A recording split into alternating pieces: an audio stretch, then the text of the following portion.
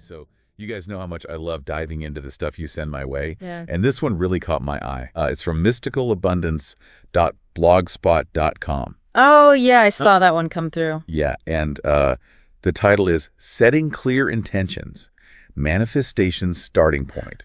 Right off the bat, it really got me thinking about how, making those dreams a reality, it might not be about like luck or fate or whatever, but it all starts with, well, actually knowing what we want. Yeah. You know what I mean? So today, we're going to unpack this whole intention thing, what they are, why being super clear about them is so important, the whole subconscious mind angle, and even that, kind of wild idea of connecting with the feeling of already having what you want. Basically, we're going to figure out how to go from I wish to I have, all based on this Mystical Abundance article, okay? All right. So basically, think of this as our deep dive. Absolutely. We're really understanding how to go from just wanting something Yeah. to actually making it happen in your world. And we're pulling all this from the insights in that Mystical Abundance article. It's a great one. Yeah, it is. Yeah, this whole concept of manifestation, where, it can sometimes feel a little bit woo-woo. Right. But this article really brings it back down to earth, like you're saying, with that first step. Yeah. Intention. And what's cool is how it separates like those, fleeting, I wish I had this thoughts from true intentions. Right. It really makes that distinction. And the article stresses that, real intentions are conscious, intentional, and purposeful thoughts aligned with your desires. And maybe most importantly, they come with a real belief that they can actually happen. It's not just passive hoping. It's about making a choice to focus your mind. Okay, so it's much more active than just, picturing yourself winning the lottery while you're doing the dishes. Exactly, yeah. It's about actually doing something with that thought. Right.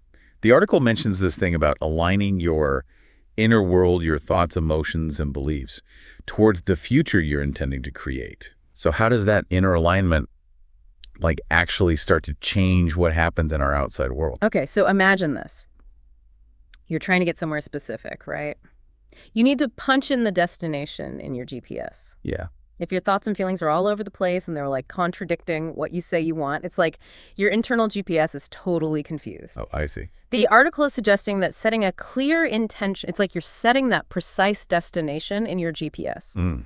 When your thoughts, emotions, beliefs all start pointing in the same direction, you actually start to notice opportunities and information that can help you get there. That makes sense. It's like the universe is responding to this clear signal you're sending out. Okay, so instead of a scattered beam of light, it's like you're focusing it on one point. Exactly. And the article uses this really great image. It compares setting intentions to setting a compass for your life. It gives you direction. But then it talks about why just a general direction isn't enough. It really stresses the paramount importance of clarity. Why is being so specific such a big deal when it comes to our intentions? Well, the article makes this point that's super relatable. A lack of clarity is like driving without a map. You might be you're burning gas, but you have no clue if you're actually getting closer to where you want to be. Right, you're just driving around. Exactly. Yeah. And what's interesting is this clarity, it goes beyond just knowing what you want on the surface.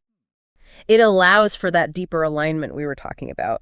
When you're really clear, your thoughts, emotions, beliefs, they can all lock on to that specific target. And that's what creates what the article calls momentum for transformation. And having that consistent clarity, it helps you stay focused. Right. And it stops your energy from getting wasted on vague desires or this blurry picture of what you really want. Yeah, you're more likely to make the right turns if you know exactly where you're going. Now, the article goes into some really interesting territory here. Yeah. It talks about the subconscious mind. And they use this idea of thoughts as seeds, seeds planted in the fertile soil of your subconscious mind. How does this whole seed planting thing actually work with intentions? Well, the idea here is that your conscious thoughts, especially the ones that are aligned with your intentions, they go deeper than just surface level thinking. So when you consistently focus on your intentions, right, and especially when you combine them with strong emotions, like really picturing your desire as if it's already happened, these thoughts start to imprint themselves on your subconscious mind. The article describes this as them becoming impressions on the subconscious waiting to germinate. Whoa. It's like you're feeding these seeds with your attention and belief, giving them what they need to really take root. And this ties into the idea that true intentions, they shouldn't feel like you're forcing something to happen. They should feel like a natural progression, something you already believe is possible for you. So it's about that inner conviction, that sense of this is already happening. Exactly. Okay, so we've talked about what intentions are, why clarity is so important, this whole seed planting thing in the subconscious. Right.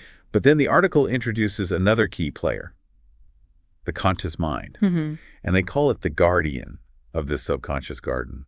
What's its role in making sure we're growing the right stuff? So this is where awareness comes in. Your conscious mind, it's like the bouncer at the door, right? It filters what thoughts and beliefs get access to that powerful subconscious.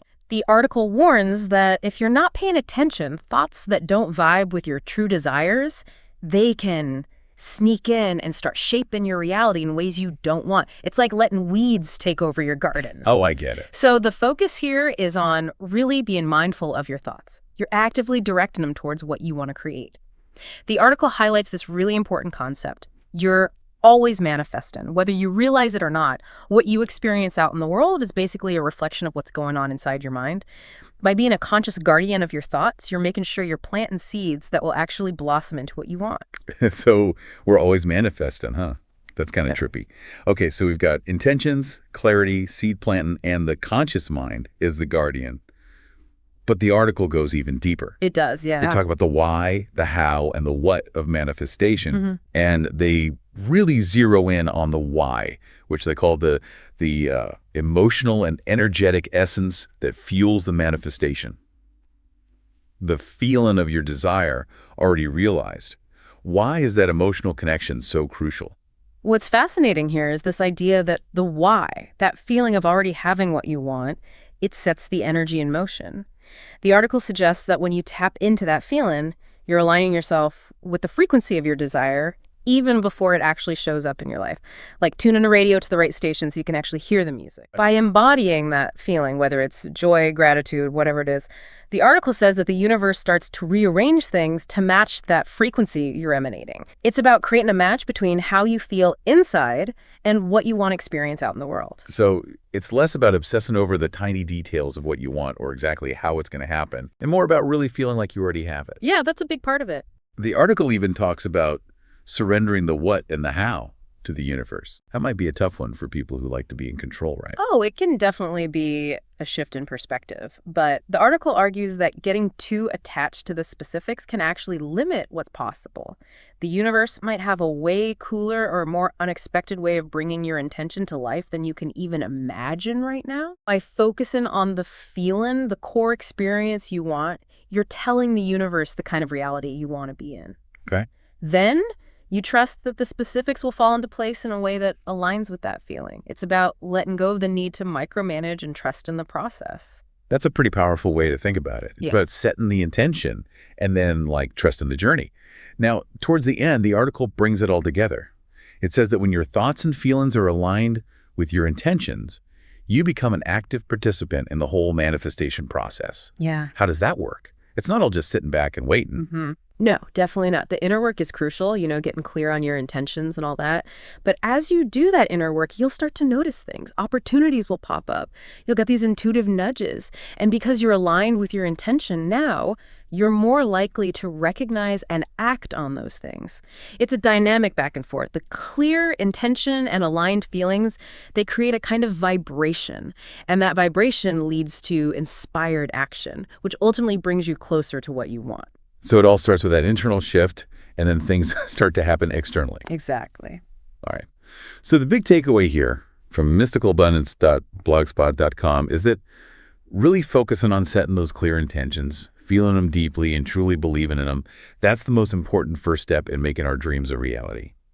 It's about being deliberate with our thoughts and feelings, really cultivating those intentions in our subconscious and aligning ourselves with the feeling of already having what we want, but also being open to how it all actually unfolds. Absolutely. It starts with that internal clarity and consciously shaping your inner world.